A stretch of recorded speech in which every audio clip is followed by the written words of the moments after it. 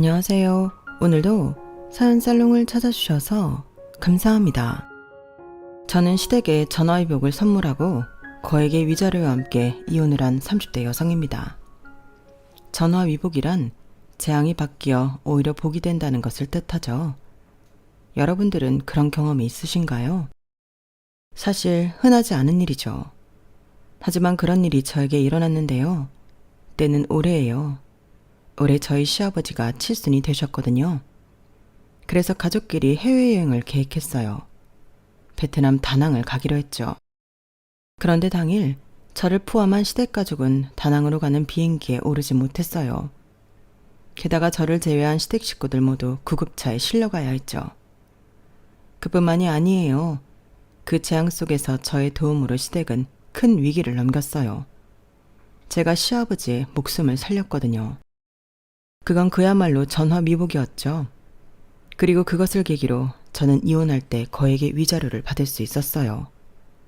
그러니 전화위복은 시댁의 이야기만이 아니에요. 제 이야기이기도 하죠. 그럼 이쯤에서 제 사연을 시작할게요. 저는 세탁소집 첫째 딸로 태어났어요. 사실 정확히 말하자면 제가 태어났을 때 아버지는 회사원이었어요. 세탁소집 자식은 아버지였어요. 할아버지가 오랫동안 세탁소를 하셨거든요. 그 세탁소는 할아버지의 아버지부터 시작되었어요. 동네에서 유명한 세탁소였어요. 할아버지는 당신의 세탁소에 애정이 넘쳤고 세탁소 일을 한다는 것에 대한 자부심도 어마어마했죠. 하지만 그런 할아버지의 모습을 오래 보지 못했어요. 할아버지는 당신의 아버지와 같은 병으로 제가 6살 때 돌아가셨거든요. 그리고 당신의 맏아들에게 아버지에게 유언을 남겼어요. 세탁소를 지키거라. 너희 할아버지가 나를 키운 곳이고 내가 너희들을 키운 곳이다. 아주 소중하고 고마운 곳이야. 나는 그곳이 사라지는 걸 원치 않는다. 너나 미숙이나 창준이 셋 중 하나가 꼭 이어서 해주길 바란다. 그 이야기를 들은 건 저희 아버지였고 아버지는 당신의 형제들과 상의한 끝에 다니던 회사를 그만두고 세탁소 일을 하기 시작했어요. 그러니 제가 세탁소집 딸이 된 건 6살 이후의 일이에요. 그런데 왜 그렇게 저는 제가 세탁소집 딸로 태어난 것 같을까요? 지금 생각해보면 그건 다 할아버지가 제게 보여주신 자부심 때문인 것 같아요. 지금은 어디를 가도 저를 그렇게 소개하지 않아요. 그리고 어디를 가서 부모님 직업을 물으면 어물쩡하게 괜히 부끄러운 듯이 겨우 세탁소를 한다고 대답하죠. 왜 이렇게 변했냐고요? 할아버지와 아버지가 너무 달랐으니까요. 저희 아버지는 세탁소 일에 대한 자부심이 할아버지를 빛나게 한 그 자부심이 없었고 지금도 없거든요. 아버지는 할 일 없이 세탁소 앞에서 담배를 태우는 일에 하루를 다 보내세요. 할아버지처럼 세탁물을 탐구하고 공부하지도 않고요. 할아버지처럼 사람 좋은 웃음으로 손님을 대하지도 않고요.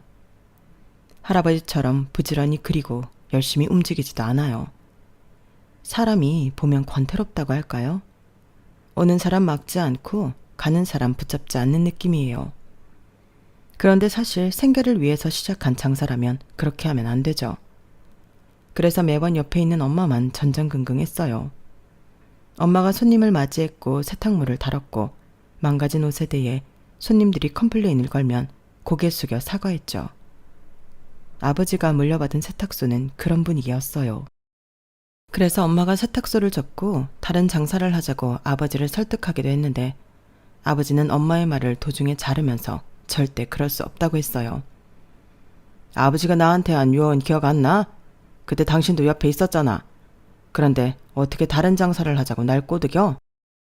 당신을 그렇게 아끼던 시아버지가 마지막으로 남긴 말이야. 당신 언젠가 나한테 이 말한 걸 후회할 거야.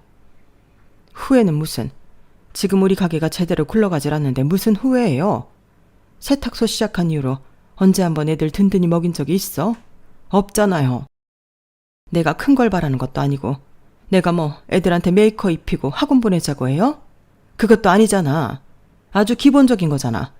나중에 애들 다 크면 우리 원망해. 알아요? 따뜻한 곳에서 먹이고 재워주는 것만 충분하지 무슨 원망? 따뜻한 곳? 우리 이번 달 도시가스 끊겨서 애들 골방에서 옷 몇 개를 껴입고 자는지 당신 몰라서 이래? 어떻게 그걸 뻔히 알고 뻔뻔하게 그런 말을 할 수가 있어? 그리고 내가 당신을 몰라? 당신 그냥 다른 일 찾는 거 귀찮고 무서워서 그런 거잖아. 세탁소 일 시작한 것도 단순히 회사 그만두고 싶어서였던 걸 내가 모르는 줄 알아요? 나한테 그전부터 회사 그만두고 싶다고 숨 막히고 쳇바퀴 도는 것 같다고 했으면서. 아니면 이렇게 넓은 집 필요 없잖아요. 새를 주자고 차라리. 할아버지가 세탁소를 아버지에게 물려주면서 할아버지가 사시던 세탁소 위층 집도 같이 물려주셨어요. 그리고 아버지는 세탁소 운영을 수월하게 하기 위해 이사를 결정했죠. 그런데 할아버지 집은 평수가 넓어서 엄마는 저희 가족이 쓰기엔 적당하지 않다고 생각했어요. 그리고 꼭대기층이라 겨울엔 우풍이 심해 난방비도 많이 들었고요. 여름에 무지하게 더웠죠. 저희 집은 에어컨도 없었어요. 그러니 거의 기진맥진한 여름을 보내야 했죠. 저희 남매야 어렸으니 그저 넓은 집이 좋았지만 관리하는 엄마의 생각은 달랐어요. 엄마는 저희 가족이 작은 평수로 이사를 가고 세탁소 위층은 새를 주기를 바라셨죠. 그리고 아버지가 가장으로서 더 열심히 일하길 바랐어요. 그런데 아버지는 엄마 말을 귓등으로도 안 들었죠. 아파트는 관리비가 비싸잖아. 감당 돼? 늘 그렇게 말하고 안방으로 들어가 버렸죠. 하지만 어른이 되어서 생각해보니 엄마의 말이 틀리지 않거든요. 아버지가 가업을 물려받기 위해 회사를 그만둔 게 아니라 아버지가 회사에서 버티지 못해서 도피하듯 세탁소를 시작한 게 맞아요. 회사원이었던 아버지는 자주 출근을 하지 않고 집에 있었어요. 늦게까지 침대에 누워 있으면서 엄마가 해준 점심을 먹고 또 침대에 눕고. 그런 날이 한두 번이 아니었죠. 또 출근을 하고 퇴근을 오후에 한 날도 적지 않았고요. 아버지는 제가 볼 때에도 그렇게 성실한 회사원은 아니었어요. 아니, 애초에 사람 자체가 성실한 사람이 아니었죠. 그런데 엄마가 다른 방안을 내세워도 아니라고 세탁소를 고집하고 엄마가 얼마나 답답하셨을까요? 결국 저희 엄마는 세탁소를 아버지에게 맡겨요. 그리고 파출부 일을 하셨어요. 건너 아는 부잣집에서 12시간 동안 청소도 하고 밥도 하고 빨래도 하고 그랬죠. 저희 남매는 그 돈으로 컸어요. 더 이상 배가 고프다고 눈치 보지 않아도 됐어요. 더 이상 소매가 짧은 옷을 입지 않아도 됐고 물 섞은 샴푸를 쓰지 않아도 됐죠. 엄마가 12시간 동안 집에 없었지만 괜찮았어요. 저는 엄마 대신 제가 연년생인 남동생을 챙기며 지냈어요. 그리고 저는 왜 엄마가 파출부 일을 선택했는지 알 수 있었죠. 어느 날 엄마가 친구와 통화하는 걸 들었거든요. 나야, 우리 현수 보고 견디는 거지. 너도 알잖아. 우리 현수가 수학 올림피아드도 나가고 거기서 수상도 하고 그랬잖아. 영재원도 다녀보라고 명함도 받았고. 애가 참 영특해. 그러니까 뭐라도 해주려면 뭐 안 와야지. 안 그래? 그럼 청아는 네 딸은 공부 안 시켜? 요새 딸도 공부시켜야 한다 너. 청아? 청아는 뭐 걔는 공부랑은 거리가 멀어. 대신 손재주가 뛰어나서 나중에 뭐라도 먹고 살 수 있을 거야. 야, 어떻게 내가 둘 다 공부시키니? 하나만 하려고 해도 이렇게 벅찬데. 불행인지 다행인지 제 남동생이 공부를 무지하게 잘했어요. 늘 전교 1등을 놓치지 않았거든요. 제가 동생이랑 같은 초등학교, 중학교를 나왔는데 학교에서 학생들뿐 아니라 선생님들, 직원들까지 이름을 다 알 정도로 영리했어요. 게다가 제 남동생은 착하거든요. 심성이 순하고 착해요. 누구를 질투하지도 않고 욕심내지도 않고 탐욕스럽지도 않아요. 본인과의 싸움이라고 할까요? 늘 본인을 넘어서려고 하죠. 오직 남동생에겐 그것뿐이에요. 그런 남동생은 부모님의 자랑이라는 걸 어릴 때도 모르지 않았어요. 하지만 저희 엄마는 지혜로운 분이어서 항상 제 칭찬도 해줬어요. 물론 늘 화두는 남동생 차지였지만 그래도 전 엄마에게 늘 고마웠고 그래서 남동생을 미워하지도 않았어요. 하지만 그때의 통화는 조금 배신감이 들었다고 할까요? 제가 남동생보다는 못할 뿐이지 공부를 썩 못하는 것도 아니었어요. 하지만 저는 결국 공부를 못했어요. 여자 상업고등학교에 진학하게 되어요. 대학도 못 갔고요. 곧바로 취직을 했어요. 제가 취직을 했을 땐 남동생은 의대를 목표로 공부를 하고 있었어요. 그리고 엄마가 조심스럽게 제게 남동생의 학비를 조금이라도 대줄 수 있겠냐고 묻더라고요. 아니, 엄마랑 아빠도 해줄 수 있는데 너도 서울살이 하는 친구 있어 알잖아.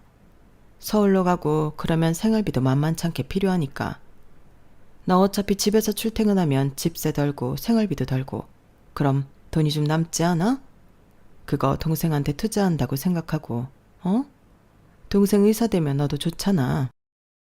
그래서 저는 처음으로 적금을 들었어요. 동생 학비를 내주려고요. 그렇게 1년 꼬박 모은 적금을 동생 입학금으로 썼어요. 동생은 자기가 목표로 한 대학의 의대에 진학했어요. 엄마는 남동생 입학식 때 눈물을 참지 못하더라고요. 씁쓸한 마음이 가득했어요. 식사를 하는데 불편하더라고요. 그리고 그 씁쓸함과 불편함은 제가 27이 되어 다니던 회사를 퇴직할 때까지 계속되었어요. 엄마는 제가 퇴직하기 전까지 많게는 300만 원, 적게는 100만 원까지 남동생에게 돈을 투자하길 바랐거든요.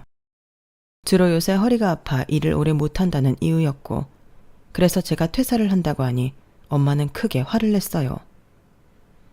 왜 잘 다니던 회사를 그만둬? 이직할 생각인 거야? 요새 이직하기 하늘의 별 따기라던데 잘 생각하고 사직서 낸 거야? 그럼 홧김에 사직서 냈을까 봐요. 오랫동안 생각하고 결정 내린 거니까 별소리 하지 마세요. 그리고 아직 이직할 생각 없어. 회사 다니는 동안 너무 힘들었고 잠깐 쉴 거야. 퇴직금 쓰면서 조금 쉴 거예요. 힘들기 뭐가 힘들어? 다 힘들지. 엄마도 남의 집에서 그렇게 일하는 거 쉬운 줄 아니? 다 너랑 남수 먹여 살리려고 그러는 거지. 너는 왜 이렇게 책임감이 없어? 내가 나 말고 책임질 게 뭐가 있는데요? 나보고 남수 책임지라는 말이에요? 아니, 꼭 그런 건 아닌데 그래도 엄마가 일 못하고 니네 아빠가 저러고 있으면 너라도 남수를 도와야지. 하나뿐인 동생이, 저렇게 머리 좋고 영특한 동생이 돈 없어서 그깟 돈이 뭐라고 망가지게 둘 수는 없잖아. 그깟 돈이라. 엄마, 나 남수한테 남수 수발 들라고 엄마한테 준 돈 그거 그깟 돈 아니에요. 난 손가락 빨면서 그 돈 챙겨준 거야. 난 친구들 축의금 생일 선물 쪽팔릴 정도로 주면서 엄마한테 그 돈 준 거라고요. 친구들이랑 남수를 비교하니? 그 친구들이 얼마나 갈 것 같아? 다 한때다. 하지만 남수는 네 형제는 평생 가는 거야. 엄마가 분명히 투자라고 했지. 언젠가 너한테 돌아오는 게 있을 거라니까?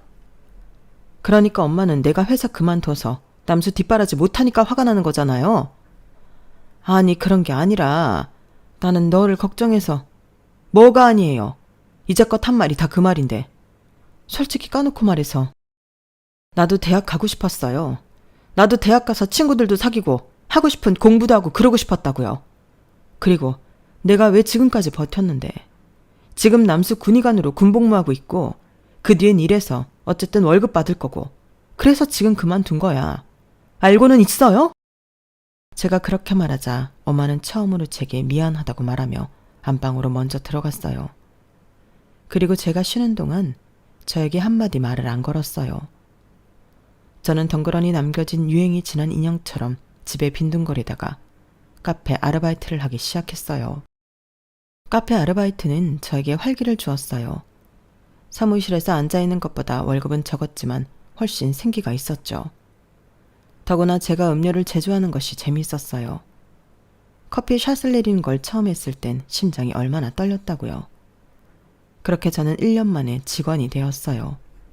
그리고 그로부터 1년 뒤 사장님이 2호점을 내셨고 저는 2호점 매니저가 되었죠. 2호점은 다양한 직종의 회사가 밀집된 거리에 있었어요. 그래서 붐비는 시간에 무척 바빴어요. 그런데 그 사이에도 사랑이 피어나더군요. 저는 그곳에서 남편을 만났어요. 연인이 된 스토리는 너무 뻔해서 넘어가고 저희는 1년 동안 사랑을 키우다가 결혼을 했어요. 그리고 남편과 약속한 대로 결혼을 하고 카페 일을 그만두었어요. 남편이 동료들과 함께 다니는 카페에서 제가 근무하는 게 싫었나 봐요. 저는 그럴 수도 있겠다 싶어서 일을 그만두었어요. 일단 그만두어도 먹고 살 수 있을 만큼 남편이 벌었거든요. 남편은 연구원으로 연봉 1억이 넘었거든요. 게다가 결혼 전에 집도 있고 저는 못 많았어요. 제가 이렇게까지 빈손으로 결혼을 해도 되나 싶을 정도로 남편은 다 가지고 있었고 제가 없는 것에 눈치를 주지도 않았어요. 그리고 돈은 자기가 벌어올 테니 집에서 쉬라는데 누가 환영하지 않겠어요. 저는 로또라고 생각했어요. 물론 그것만이 결혼한 이유는 아니에요. 저는 남편이 성실하게 일을 하는 모습, 그리고 연구에 진심인 자세가 무능력한 저희 아버지와 비교되어서 프로포즈에 승낙을 안 할 이유가 없었어요. 그리고 그 이유도 있었어요. 여전히 제게 어떤 말도 하지 않는 저희 엄마에게서 벗어나고 싶은 이유도 있었어요. 그래서 저는 남편과 결혼을 했고 일을 그만두고 집에서 살림을 했어요. 그런데 한 1년 정도 쉬니까 몸이 근질근질 하더라고요. 저는 제가 쉬기를 좋아하는 사람인 줄 알았는데 아니었어요. 점점 활기를 잃더라고요. 그래서 문화센터에 가서 이것저것 배웠어요. 꽃꽂이도 배우고 공예도 배우고 도자기도 배우고요. 그리고 마침내 운명처럼 네일을 배웠어요. 제가 손재주가 있다고 저희 엄마가 말했죠. 제가 꾸미는 것도 좋아하고 어릴 때부터 물감 칠하는 걸 좋아했어요. 그것도 굉장히 섬세하게 했거든요. 그리고 색감 감각도 뛰어나요. 그래서 문화센터에서 네일을 배울 때 칭찬을 참 많이 받았어요. 강사가 진지하게 배워보지 않겠냐고 명함을 주더라니까요. 그래서 남편을 설득해서 학원을 등록했어요. 그리고 1년을 공부한 뒤에 자격증을 땄고 개업을 했어요. 저는 시아버지 건물 1층에 가게를 했어요. 시아버지가 은행원으로 일하셨다가 정년 퇴직을 하셨는데 그때 퇴직금으로 산 5층짜리 건물이 있거든요. 시댁이 그 건물 꼭대기예요. 새아가야, 너 손톱 칠하는 거 개업하고 싶다며? 그거 우리 건물에서 해라. 안 그래도 1층 한 군데가 자꾸 안 나가는데 너라도 쓰면서 나한테 돈 내거라. 대신 보증금이랑 월세 반만 줘. 아버지는 줄 거면 그냥 해주지. 째째하게 반만 주라는 건 뭐예요? 째째하긴 가족 사이에도 이런 건 정확하게 해야 해. 아니면 다 받는다. 그렇게 해주시면 저야 감사하죠. 정말 그렇게 해도 괜찮으시겠어요, 아버님? 그래. 어차피 안 나가는데 반이라도 받으면 나야 좋지. 그 자리가 그래도 괜찮아. 게다가 여기 앞에 아파트도 있잖니? 요새 아줌마들 손톱 많이 받는다며. 괜찮을 거다. 그렇게 해서 저는 시아버지 건물에 개업을 하게 되었어요. 처음에는 시어머니와 제가 시누이가 둘이나 있는데 그분들 지인 장사를 했어요. 시어머니 친구부터 시아버지가 은행원일 때 알게 된 사모님들, 시누이 친구들이며 친구의 친구들까지 계속 시댁 식구들을 만나는 것 같아서 정말 기가 다 빨렸지만 그 지인들이 소문을 내줘서 동네에 입소문이나 매일 예약이 없는 날이 없게 되었죠. 저는 남편만큼은 아니지만 제 용돈할 정도의 돈을 벌 수 있었어요. 하지만 행복한 건 아니었어요. 사실 시댁은 저와 남편이 결혼하는 걸 반대했어요. 상견례 때는 티를 안 냈지만 시어머니는 제가 처음 인사를 드리러 갈 때 저에 대해 꼬치꼬치 캐물었죠. 그래서 대학은 어디를 나왔다고? 아, 저는 바로 취직했어요. 인문계를 나와서 바로 취직을 했다는 말인가? 아니요, 상업고등학교 나왔습니다. 상업고등학교? 공부를 못했어요? 아니면 안 한 거야? 그때 저는 아시다시피 제 부모님에 대한 원망이 있었어요. 그래서 제가 공부를 퍽 잘했지만 부모님의 권유로 상업고등학교에 진학했다고 말했죠. 그러자 시어머니는 저희 부모님을 비난했어요. 대부분 그렇게 말하는 부모의 심리가 뭔 줄 알아요, 아가씨? 우리는 너 공부시킬 돈 없으니까 그런데 졸업해서 일이나 하라는 거야. 대학 보내는데 한두 푼 들어가는 게 아니니까. 근데 나는 그렇게 생각해요. 그게 부모의 도리라고. 왜? 잘하는 애 인생을 본인들이 돈이 없다고 망쳐? 그건 부모도 아니야. 게다가 아들은 대학을 보냈다고? 너무 심하다. 요새도 그런 집이 다 있네? 그거 엄연한 남녀차별이에요. 나는 그것도 무식하다고 생각해. 무식하니까 그런 차별을 하는 거라고. 나는 우리 아들, 딸들 다 대학 보냈어요. 그게 맞는 거지. 그럼 지금 하는 일은? 회사 다니다가 지금은 카페에서 직원으로 근무하고 있습니다. 부모 욕을 하면서 제 편을 들어주는 듯 보이던 시어머니는 제가 카페에서 근무하고 있다는 말에 얼굴이 싹 굳어졌어요. 그리고 혀를 끌끌 차더군요. 카페에서 직원? 카페가 무슨 직원이 있어. 다 일꾼이지. 뭐 직원이면 아르바이트는 애들보다 더 버나? 썩 그런 것도 아니잖아. 걔네보다 더 일해서 더 버는 것처럼 보이는 거지. 언제까지 할 건데요? 아직은 잘 모르겠습니다. 그럼 우리 은섭이한테 취직하려는 거예요? 혹시 그 주변에 돈 잘 버는 연구원들 많다는 소문이라도 있었나? 그래서 그 카페에서 일하면서 순진한 우리 은섭이 꼬신 건가? 우리 아들이 참 순진해. 그래서 내가 내내 걱정했는데 얘가 사실 여자도 안 만나봤거든. 그러면서 시어머니는 남편 자랑을 시작했고 저는 들어주다가 시어머니가 결혼을 반대하는 거라고 생각해서 낙담하고 있었어요. 그런데 시어머니는 제게 종이 한 장을 내밀었어요. 거기엔 날짜가 적혀 있었죠. 결혼 날짜는 이 날짜로 해요. 시어머니는 의외로 저희 결혼을 허락했어요. 하지만 나중에 알았죠. 그건 38이 되도록 결혼은커녕 여자 한 사람도 데려오지 못한 남편이 영영 결혼을 못할까봐 그 우려 때문이었다는 것을요. 남편이 저보다 8살이 많아요. 남편은 그 사이 결혼을 할 뻔했다거나 결혼하고 싶은 여자가 있었던 적도 없었어요. 나는 오빠 연애하는 것도 한 번도 못 봤어요. 언니랑 연애하는 것도 몰랐다니까요. 그냥 결혼한다던데? 그래요? 제 남편이지만 참 대단하네요. 가족이랑 같이 사는데 어떻게 안 들킬 수가 있지? 그러니까 독한 사람이라니까? 사람이 순해 보여도 아니에요. 뭐 어쩌면 너도, 아니 언니도 사랑하는 건 아닐지도 모르죠.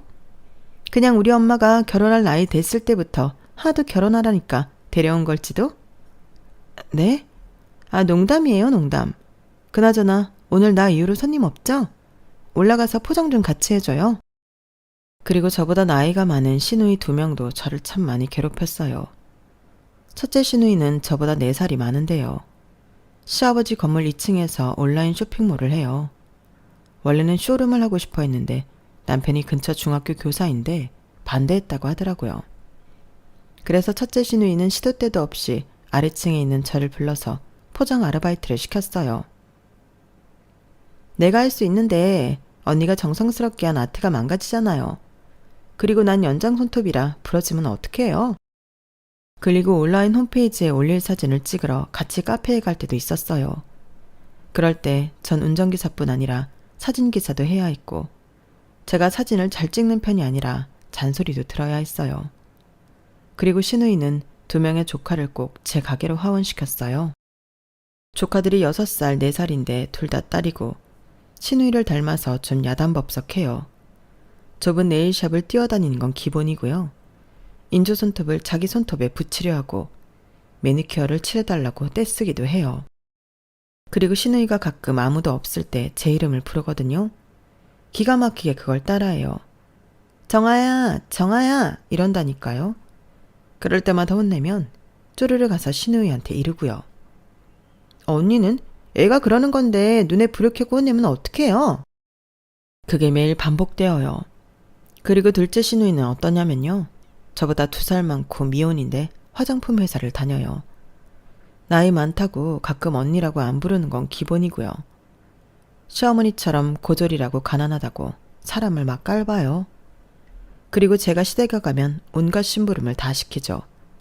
과일 깎아와라. 우리 엄마 부엌에 있는데 왜 거실에 있냐. 물 가져와라. 설거지해라. 아무래도 작은 시누이는 제가 식모라고 생각하는 것 같아요.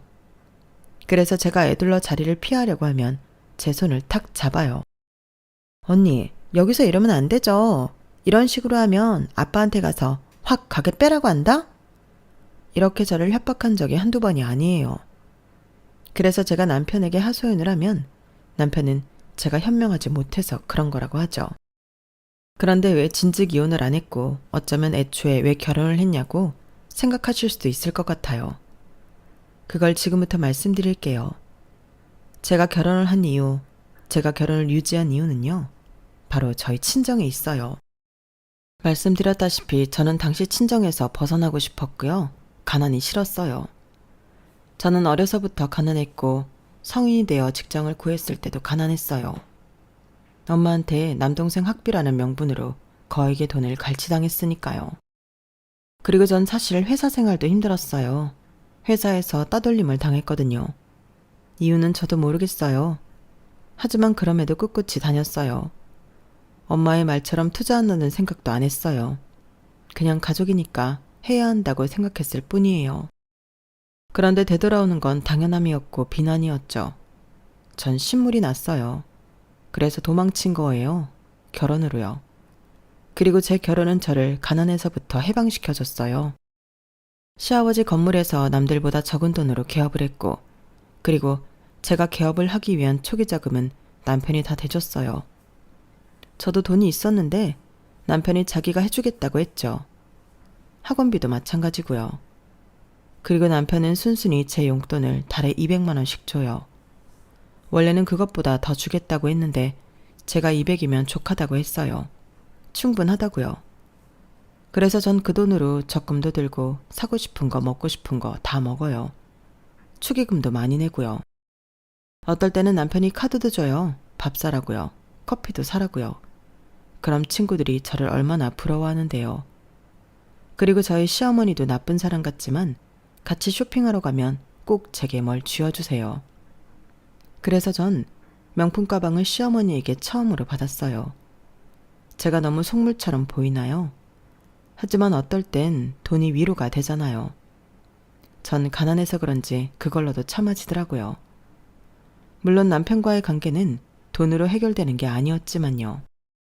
저희 부부는 연애 때도 뜨겁진 않았지만 결혼을 하니 모닥불에 남은 불씨만도 하지 못했어요. 제가 품은 옹기보다도 못했죠. 남편은 저를 다잡은 물고기 취급했어요. 그건 아무리 돈이라도 위로가 안 되더라고요. 아이가 없어서일까 그런 생각도 했어요. 그래서 1년, 2년 전부터 아이를 가지려고 노력했어요. 물론 저만요. 남편은 들이대는 저를 막더니 아이를 원하지 않는다고 말했어요. 아이를 원하지 않는다고? 평생 이렇게 살자는 거야? 나 딩크족이야. 평생 이렇게 살 거야. 아이를 굳이 왜 낳아야 하는데? 당신 무언가 포기하면서 살 수 있어? 난 못해. 그리고 대체 나한테 뭘 바라는 거야? 다정한? 섬세한? 가정적인? 그런 남편을 찾는 거라면 다른 놈한테 가봐. 뭐? 무슨 말을 그렇게 해? 당신이 먼저 프로포즈한 거 아니야? 내가 매달렸어? 아니잖아. 그런데 어떻게 그런 식으로 말을 해? 그럼 맨날 집에 가면 결혼해라, 결혼해라 이런 말만 듣는데 내가 안 하고 배겨? 나도 지긋지긋했다고. 그게 무슨 말이야? 어머님한테 그런 소리 듣기 싫어서 결혼했다는 소리야? 그럼 내가 대체 이딴 결혼 같은 걸 왜 하는데? 나 누구랑 한 침대에서 자는 거 못 견뎌. 싫다고. 나는 네가 이렇게 질척이는 애인 줄 몰랐다. 몰랐어. 그러면서 남편은 다음 날 침대를 구매해서 서재에 두고 저와 각방을 쓰기 시작했어요. 저는 남편에게 화도 내보고 울어도 보고 빌어도 봤지만 남편은 요지부동이었어요. 그렇게 1년이 흘렀어요. 1년이 흘러 시아버지가 칠순이 되었죠. 칠순 기념 시댁 식구들은 해외여행을 가자고 했어요. 모두들 찬성했어요. 그런데 도통 시댁 식구들이 구체적인 계획을 안 짜더라고요. 그렇게 3개월이 지나고 저는 나설 수밖에 없었어요. 제가 나서서 계획을 잡았죠. 그렇게 저희는 베트남 다낭으로 떠나기로 했고 제가 이곳저곳에 물어봐 좋은 패키지 상품을 찾아냈어요.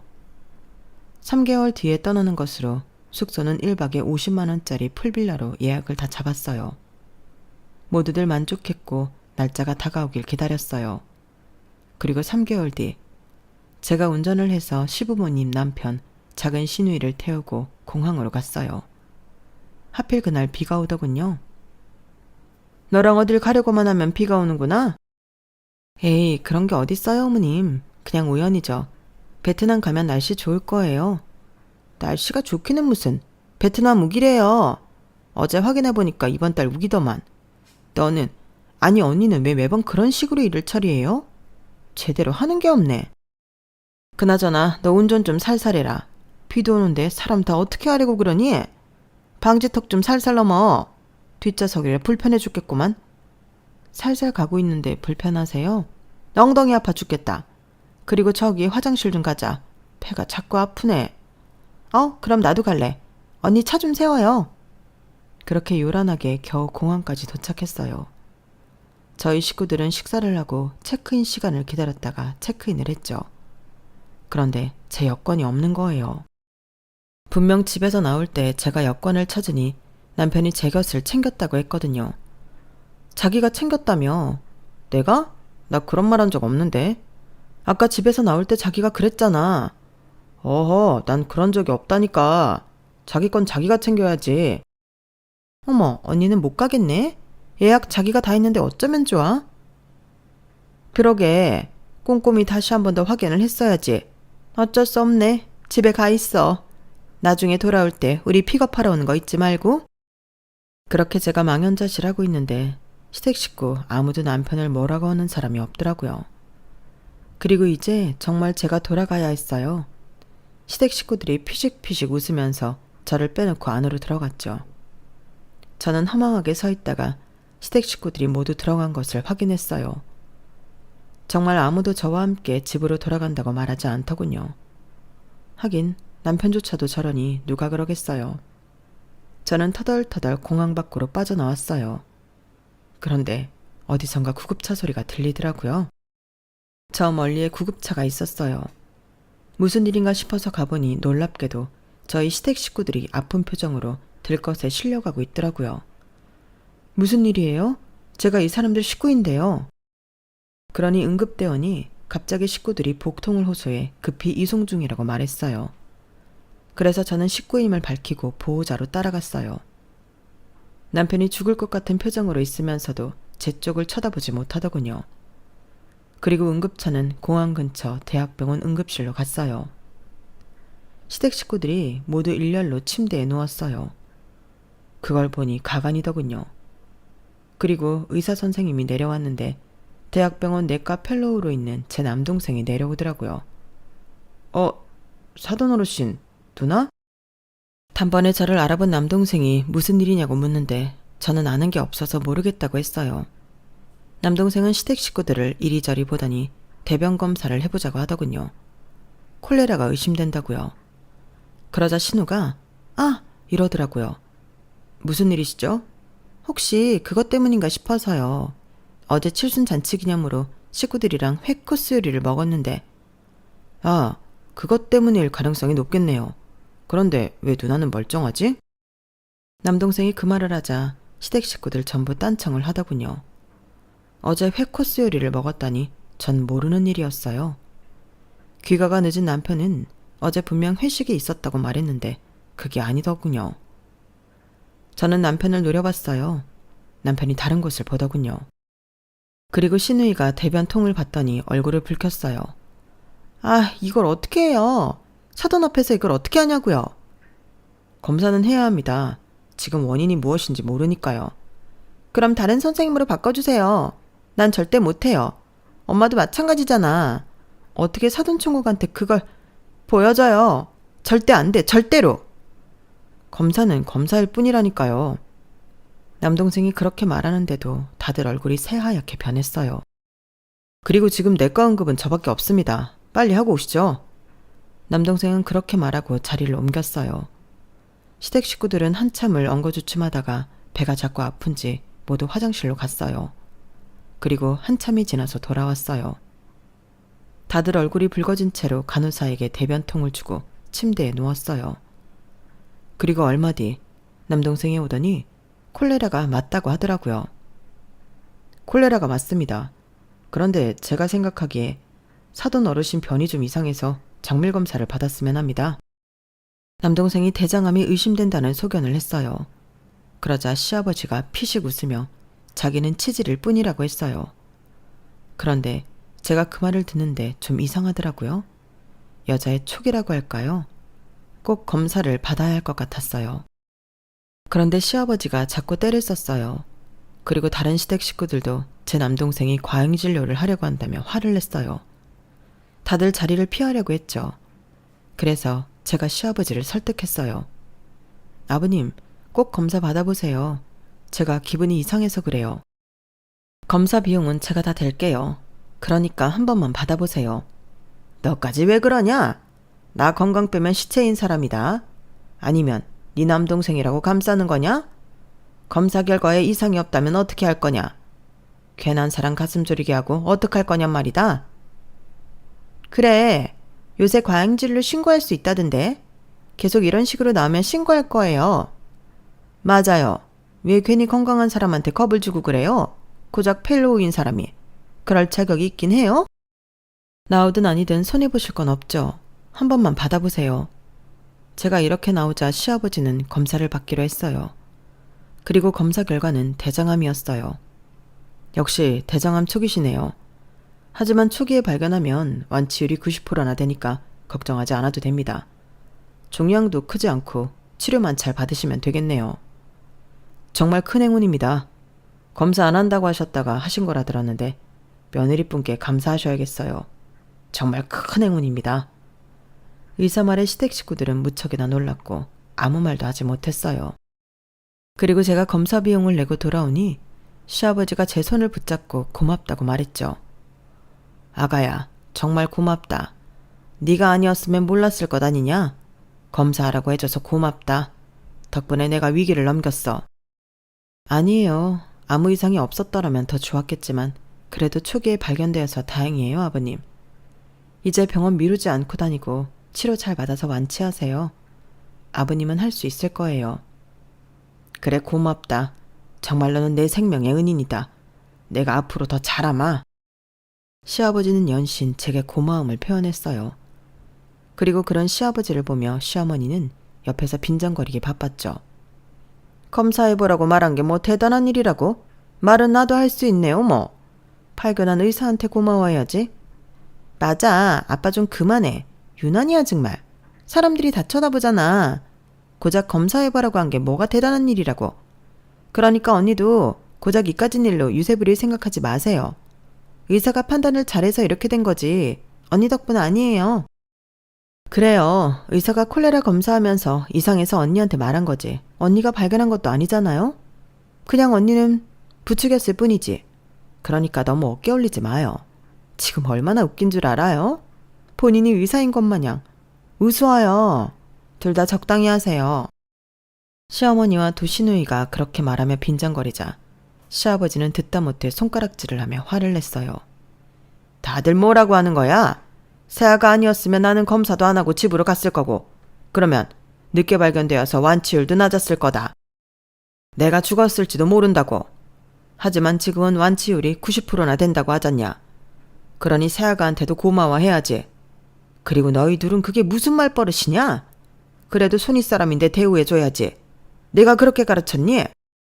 시아버지의 태세 전환은 당황스러웠지만 집안 어른이 그런 말을 해주니 고맙기도 했어요. 하지만 시아버지가 그런 말을 하는데도 시어머니는 옆에서 궁시렁거리고 시누이는 저를 노려보더군요. 그리고 시아버지는 식구들 앞에서 폭탄 발언을 했어요. 내가 이 고마움을 어떻게 표현하고 너에게 어떻게 보답할지 모르겠구나. 일단 생각나는 건 보증금이고 월세고 다 받지 않으마. 지금 당장 보증금은 돌려주마. 그리고 또 뭐가 있을까? 그래, 네 가게 옆에 피아노 학원 있지? 거기 세도 네가 받아라. 너한테 주마. 저는 그 말을 듣고 무척 놀랐어요. 그래서 아무 말도 못하고 있었죠. 그런데 그 이야기를 들은 시어머니와 시누이도 놀라서 한마디씩 했어요. 여보, 그게 무슨 말이에요? 황씨 집안 사람도 아닌데 왜 건물 일부를 저여주게? 그게 말이 돼요? 그러니까요. 아니 아빠, 나한테도 안 물려주겠다고 했던 건물을 왜 며느리한테 물려줘요? 아빠 정말 미쳤어요? 언니, 왜 가만히 있어요? 정말 받을 생각이에요? 이 언니도 미쳤나 봐. 언니가 뭔데 그 가게를 받아요? 세 사람은 시아버지에게 당장 그 말을 취소하라고 협박하듯이 말했어요. 그리고 남편도 마찬가지였죠. 시아버지에게 너무 우발적으로 결정하지 말라고 하더라고요. 저를 제외하고 시댁 식구들은 병원에서 과열되었어요. 소리를 지르고 서로 삿대질을 하고 난리도 아니었죠. 옆에 남동생도 있었어요. 제가 얼마나 부끄러웠겠어요. 그래서 저는 빽 소리를 지르고 이혼을 하겠다고 했어요. 저 이혼할래요. 어차피 저 이 집 식구 아니잖아요. 그렇게 생각하시잖아요. 그러니까 지금 이 난리를 피우고 전에도 계속 저를 무시하고 비난하고 그런 것 아니에요? 그러니까 저만 빠져주면 되잖아요. 저 이혼하겠습니다. 아쉬울 것 하나도 없네요. 오히려 이 집구석이랑 가족이라고 얽혔던 제 사년이 안타까워요. 뭐? 고졸에다 직업도 변변찮은 년 시집오라고 했더니 너 말 다 했니? 아쉬울 게 하나도 없어? 이게 뚫린 입이라고? 그리고 제가 뻔뻔하지만 한 말씀 드리겠는데요. 어머님 아들 불치병 같은 인간이에요. 아주 고집불통이라고요. 저희 4년 동안 제대로 된 부부 생활 해본 적 없어요. 사랑도 없었고요. 부부의 정? 의리? 이딴 것도 없었다고요. 어머님 아들 딩크족이래요. 그건 아셨어요? 전 1년 전에 알았는데 알면서 저랑 결혼시킨 거예요? 그것도 엄연한 사기 결혼이에요. 아세요? 딩크족? 그게 뭐냐? 아, 결혼하고 애 안 낳는 부부를 그렇게 불러요. 시어머니가 신우의 말을 듣고 남편을 노려봤어요. 그러자 남편은 딴청을 부렸죠. 그래서 제가 면전에 대고 비웃었어요. 어머님 고집불통에 나사 빠진 아들 결혼시키려고 남의 딸을 이렇게, 남의 딸 인생을 이렇게 망가뜨려도 되나요? 제 사녀는 어떻게 책임지실 거예요? 이렇게 이혼하면 전 이혼녀 되는 건데. 그런 제가 어떻게 다시 사람을 만나요? 어머님 욕심이 사람 하나 망쳐놨어요. 저 아버님 건물에서 나가겠어요. 그리고 아버님, 죄송하지만 제 가게나 피아노 학원 이야기는 없던 걸로 해주세요. 이런 식으로 받고 싶진 않네요. 그러면서 저는 병원 밖으로 나갔어요. 그리고 집에서 남편을 기다리는데 남편이 들어오지 않더군요. 이혼하겠다는 소리겠죠. 그래서 저는 서류를 준비해 연구실로 보냈어요. 그러니 남편은 도장을 찍어서 집으로 보냈어요. 그 사정을 모르고 시어머니는 이혼을 하면 가만두지 않겠다고 엄포를 놓았고 시아버지는 사정사정했어요. 시아버지는 병원에서 한 약속을 지키겠다고 했죠. 아버님, 저는 정말 필요 없어요. 말씀만이라도 감사해요. 아니다. 은인에게는 꼭 보답을 해야 하는 법이야. 내 복을 위해서라도 받아 죽어라. 아니면 내 건물이라서 불편한 거냐? 그렇다면 내가 돈으로 주마. 내가 따로 살 집과 가게를 구하고도 남을 돈으로 보답하마. 그래, 그게 낫겠구나. 이혼 반대하시는 거 아니었어요? 아니, 난 그런 적 없다. 네가 자꾸 안 맞는다고 해서 그랬지. 네 결정 아니냐? 그리고 내가 봐도 우리 아들놈은 좋은 신랑감이 아니야. 연구에 미친, 일에 미친 인간이지. 아마 평생 일만 하다가 너 같은 애를 놓친 걸 후회할 거다. 그래도 4년이라는 시간 동안 내 아들과 살아줘서 고맙다. 그렇게 전화를 끊고 시아버지는 제게 억 단위의 돈을 보냈어요. 저는 그게 위자료라고 생각하고 받았어요. 그리고 그 돈으로 가게도 다시 내고 오피스텔도 얻었어요. 그렇게 친정도 시댁도 없는 삶을 살려고 했죠. 그런데 남동생에게 연락이 왔어요. 대뜸 미안하다고 하더라고요. 나는 누나가 우리 가족을 버리고 결혼한 줄 알았는데 그렇게 살고 있을 줄 몰랐어. 그리고 나 내 학비며 생활비 누나가 지원했다는 거 얼마 전에 알았어. 그것도 정말 미안해. 다시 집으로 돌아와. 우리 다시 합쳐보자. 그래서 저는 용기를 내고 친정에 방문했고 오랜만에 만난 엄마는 저에게 무척 따뜻했어요. 이혼을 했다고 말했는데도 화를 내지도 않았죠. 그리고 한 달 뒤 제주도로 가족여행을 계획했어요. 저는 그날이 너무 기대되어요. 제 사연은 여기까지입니다. 여러분들은 전화위복, 위기가 복이 되었던 때가 있나요? 어쩌면 그건 본인의 의지가 중요한 일인 것 같아요. 본인이 어떻게 하고자 하는지에 따라 복이 될 수도 불행이 될 수도 있는 거죠. 제 이야기 들어주셔서 감사합니다. 모두들 복이 가득한 날이 되시길 바라요. 여러분, 사연 댓글에 응원과 현명한 조언 부탁드려요. 좋아요와 구독은 저에게 큰 힘이 됩니다. 오늘도 좋은 일 가득하세요.